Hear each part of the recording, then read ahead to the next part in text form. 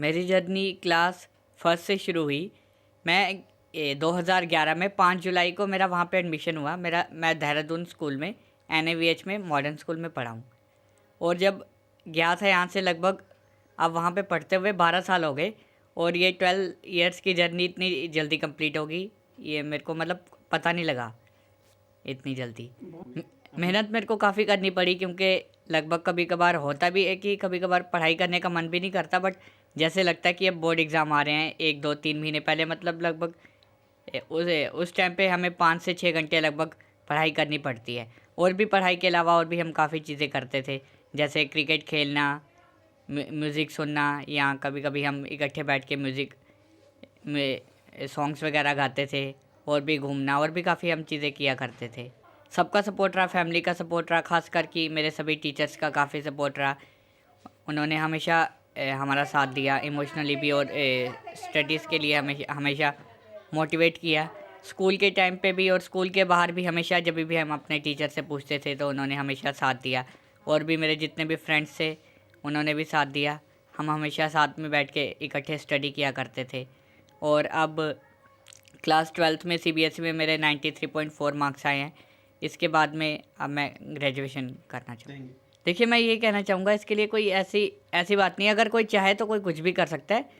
इसके लिए बस थोड़ी मेहनत चाहिए, लेकिन जो मेहनत चाहिए वो कंसिस्टेंट चाहिए। ऐसा नहीं कि एक दिन पढ़ लिया फिर कुछ और दिन बाद पढ़ा। जो भी हमें करना है कंसिस्टेंट करना है और पूरी जान लगा के करना है।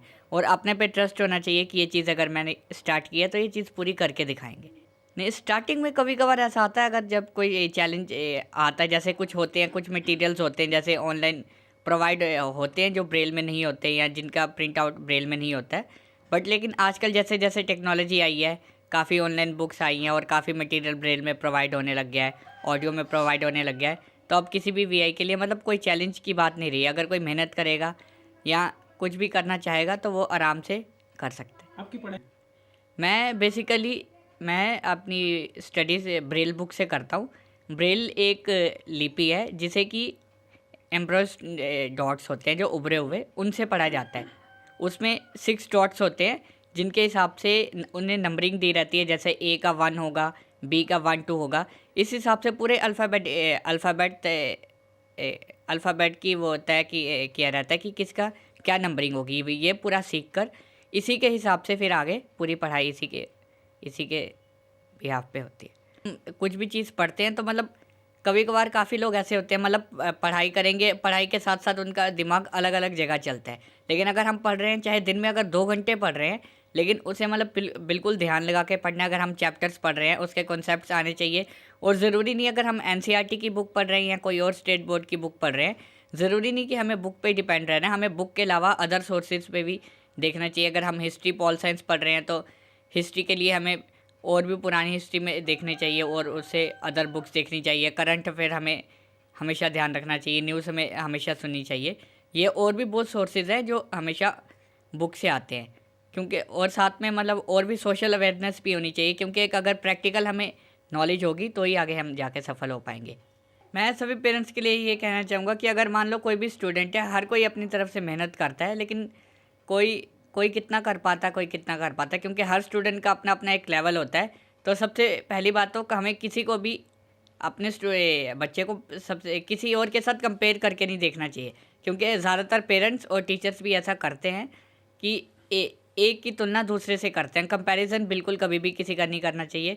ऐसे अगर जो स्टूडेंट होता है उसका भी मोटिवेशन उसे नहीं मिल पाता और उसका हौसला टूटता है। इसलिए अगर उसने 70% भी लाए हैं तो उसके लिए 70 भी बहुत गुड है, उससे सपोर्ट करना चाहिए, ताकि अगली बार वो 70 से 80 फिर 90 इस तरह से प्रोग्रेस करता है।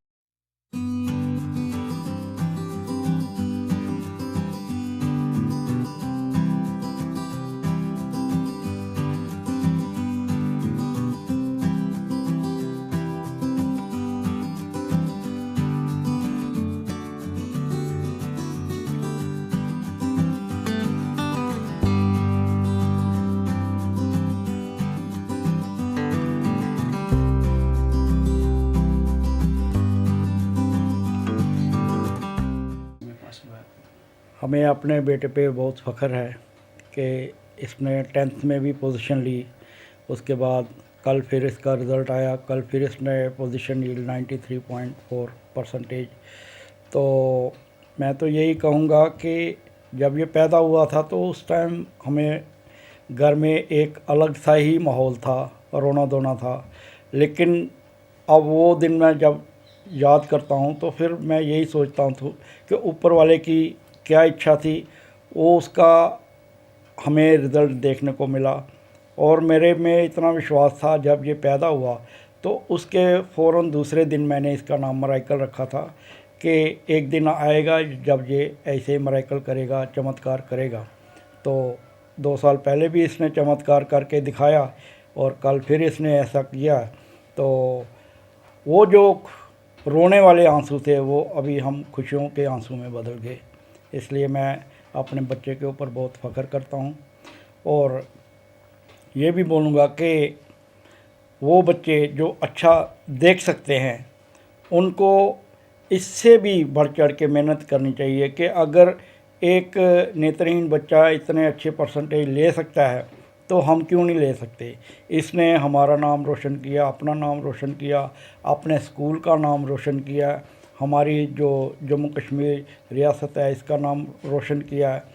तो मैं यही बोलूँगा कि दूसरे बच्चों को भी ऐसे अपने माँ बाप का नाम रोशन करना चाहिए।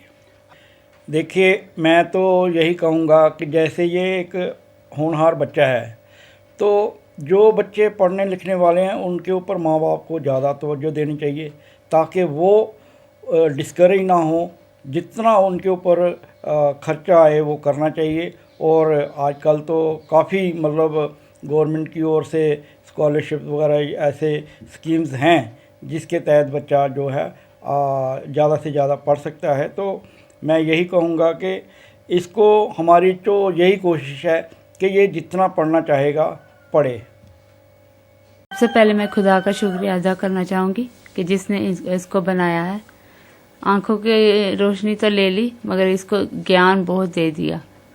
ये इतना ज्ञान दे दिया कि मैं खुश हूँ, क्योंकि मैं हमेशा इसके लिए प्रेयर करती थी, प्रभु इसको ज्ञान और बुद्धि देना चाहिए। क्योंकि आँखों की वजह से ये थोड़ी प्रॉब्लम थी, इसको अकेला नहीं कर पाता था कुछ भी। पहले जब पैदा हुआ था तो इसकी आंखें थी ही नहीं, हमें खोल के देखना पड़ता था आई बॉल के अंदर है कि नहीं, दिखता नहीं था कुछ भी। मगर फिर डॉक्टर के पास लेके गए, डॉक्टर ने बोला लेफ्ट साइड आंख बनेगी, उसकी उम्मीद हमें बताई। वो भी प्रभु का काम हुआ कि प्रभु ने इसको थोड़ी सी छोटी सी आंख में ये सब कुछ कर पाता है, मैच देखता है, ये अपने काम सारे करता है, हमारे पर डिपेंड नहीं है ये, हमें कोई इसकी दुख नहीं है। अपने कपड़े भी धो लेता है हॉस्टल में, कोई हाँ दुख लगता है जब मेरा बच्चा बड़ा बेटा मेरा बाहर घूमने जाता दोस्तों के साथ, तब मैं दुख करती हूँ कि ये अकेला घर पर ही मेरे पास ही रहता है।